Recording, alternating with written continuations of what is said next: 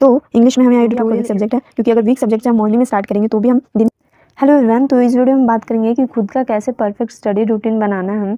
क्योंकि जब हम दूसरों की कॉपी करते हैं तो फिर हमारा जो स्टडी रूटीन है उनके हिसाब से हो जाता है, क्योंकि उनकी चीज़ों में क्या कमी है वो अपने हिसाब से टारगेट सेट करते हैं। पर इस वीडियो में जो हमारी कमी है, जिसमें हमें प्रॉब्लम होती है, हम उसके हिसाब से अपने टारगेट सेट करेंगे। और मेरी तबीयत ठीक नहीं थी, इस वजह से मैं वीडियो नहीं बना पा रही थी। तो आज ये वीडियो जो है टोटली स्टडी रूटीन पर है कि कैसे खुद से ही अपना स्टडी रूटीन डेली शेड्यूल करना है। तो वीडियो को स्टार्ट करते हैं। सबसे पहले हमारा जो डे है 3 स्लॉट में रहेगा, मॉर्निंग में, आफ्टरनून में और इवनिंग या फिर नाइट में। ठीक है, तो हम 3 स्लॉट में करेंगे। उसी टाइम जो है हम अपने सारे टारगेट्स को कंप्लीट करेंगे। पर यहाँ पे सबसे बड़ा पॉइंट ये है कि हम यहाँ पर वीक चीज़ों को मॉर्निंग में नहीं रखेंगे। ठीक है, क्योंकि टॉपर्स बोलते हैं कि वीक चीज़ों से स्टार्ट करो, पर अगर हम वीक चीज़ों से स्टार्ट करेंगे तो हमारा जो दिन है हम स्टार्ट ही नहीं कर पाएंगे, क्योंकि हमें चीज़ें बहुत हार्ड लगेंगी। तो हार्ड चीज़ को हमको स्टार्ट नहीं करना है मॉर्निंग में। हम अपने स्टडी रूटीन को 2 तरह से डिवाइड करेंगे। पहला है प्रैक्टिकल और दूसरा है थ्योरी। तो रीजनिंग जो है, रीजनिंग और क्वांट्स जो है, ये दोनों हमारी प्रैक्टिकल चीज़ों में आती है, क्योंकि इन्हें हमें क्वेश्चंस को सॉल्व करना होता है। और दूसरा थ्योरी, जिसमें मोस्टली हम लोग का जीए और करंट अफेयर्स होता है। और दूसरा होता है इंग्लिश। तो इंग्लिश जो है, इसमें हमें थ्योरी मतलब समझनी होती है और जीए में भी हमें याद करना होता है मोस्टली चीज़ें।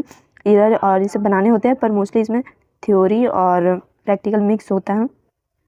तो हमारा जो है सब्जेक्ट, जो जितना भी सब्जेक्ट होता है उसमें एक वीक सब्जेक्ट होता है, एक एवरेज और एक स्ट्रॉन्ग। क्योंकि स्ट्रॉन्ग में हमें बिना ज़्यादा मेहनत किए चीज़ें थोड़ी हमारे फेवर में हो जाती हैं।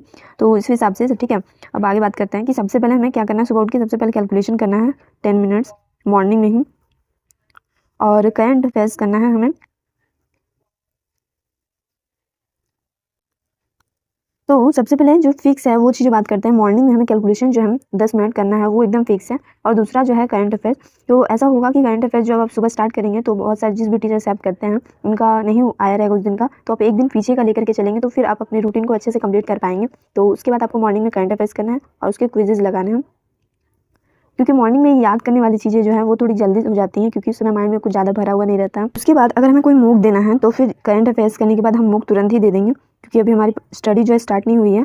तो उसमें हम मूक टेस्ट देंगे सबसे पहले, क्योंकि उसी हिसाब से फिर हमें पता चलेगा कि जो चीज़ें छूट गई हैं उन चीज़ों के बेसिस पे हमें आगे जो है अपनी चीज़ों को कंप्लीट करना है। यहाँ पर हम अपनी वीक चीज़ों को लेंगे, क्योंकि अगर हम सबसे रात में एंड में करेंगे तो हमारी एनर्जी पूरी जो है, एनर्जी पूरी डाउन हो चुकी होगी, ख़त्म हो चुकी होगी, तो हम नहीं कर पाएंगे। और अगर मॉर्निंग में करेंगे तो चीज़ें हमें हार्ड लगेगी, तो हम पढ़ाई को कंसिस्टेंटली नहीं कर पाएंगे। तो इस वजह से हम मॉर्निंग जो वीक चीज़ें हैं उसको आफ्टरनून में रखेंगे। जैसे अगर आपका मैथ वीक है तो आप मैथ को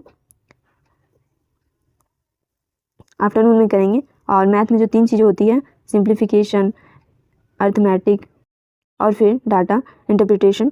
तो अगर जो चीज़ें भी आपकी सबसे ज़्यादा वीक हैं उसको आप लास्ट में करेंगे और जो इजी चीज़ें हैं उससे स्टार्ट करेंगे, ताकि आपके जब टारगेट्स कंप्लीट होंगे तो आप अच्छे से और स्टडी कर पाएंगे। ठीक है। एंड उसके बाद रीजनिंग में एकदम सिंपल है। या तो अगर हमारा बेसिक्स जो है कंप्लीट नहीं हुआ है तो हमें बेसिक्स की 2 क्लास करनी है, और अगर बेसिक्स कंप्लीट हो गया है तो 2 सेक्शनल टेस्ट देने हैं रीजनिंग के लिए। और उसके बाद फिर इंग्लिश।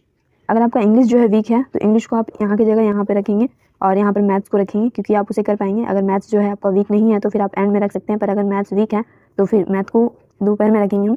तो उसके बाद फिर इंग्लिश सेक्शन जो भी है, एडिटोरियल और एरर्स, क्लोज टेस्ट, इन सभी को करेंगे हम।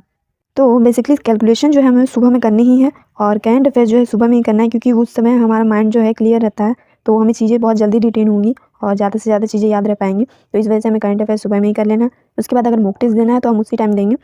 और यहाँ पर मैथ्स जो है हमारा वीक सब्जेक्ट है, तो मोस्टली लोगों का होता है, इस वजह से मैंने यहाँ पर बताया है ऐसे। तो मैथ अगर वीक है तो हम उसको आफ्टरनून में करेंगे। और अगर इंग्लिश वीक है, क्योंकि जनरली जो रीजनिंग है वो लोगों का स्ट्रॉन्ग ही होता है मैथ्स और इंग्लिश के कंपेरिजन में। और अगर आपका रीजनिंग ऐसा है कि आपको रीजनिंग वाली चीज़ें पोर्शन समझ नहीं आता, तो फिर आप उसको यहाँ पर आफ्टरनून में करेंगे, जो भी आपका वीक सब्जेक्ट है। क्योंकि अगर वीक सब्जेक्ट से हम मॉर्निंग में स्टार्ट करेंगे तो भी हम दिन ही स्टार्ट नहीं कर पाएंगे और चीज़ें हार्ड लगेंगी। तो इस वजह से हमें इजी चीज़ों से स्टार्ट करना है, और सबसे एंड में भी नहीं करना है हमें वीक चीज़ें, क्योंकि वीक चीज़ों को एकदम एंड में करेंगे तो फिर हमारी एनर्जी पूरी डाउन हो जाएगी और हम नई चीज़ों को समझ नहीं पाएंगे, उतनी कैपेसिटी नहीं बचेगी। तो कुछ इस तरह से आप अपने टारगेट्स को डेली सेट कर सकते हैं। तो अगर ये वीडियो हेल्पफुल लगी हो तो वीडियो को लाइक, चैनल को सब्सक्राइब जरूर करना, और मिलते हैं किसी नए वीडियो में नए टॉपिक्स के साथ। तो तब तक के लिए बाय बाय।